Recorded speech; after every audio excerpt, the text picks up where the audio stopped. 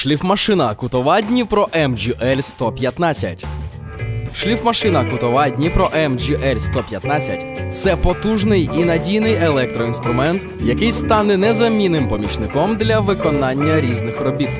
Невелика вага та компактні габарити роблять інструмент найкращим вибором для роботи в важкодоступних місцях.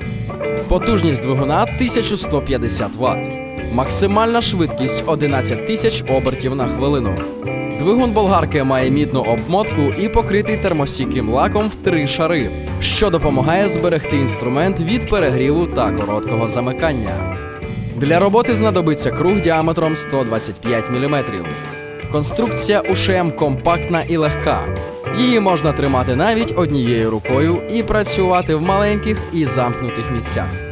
З переваг також варто відзначити ергономічне розташування кнопки управління, наявність каучукової втулки і підшипника з прокладкою типу RC, а також функцію видалення бруду і пилу з потоку повітря. Всі ці параметри забезпечують тривалу і надійну роботу інструмента. Офіційна гарантія від виробника – 3 роки.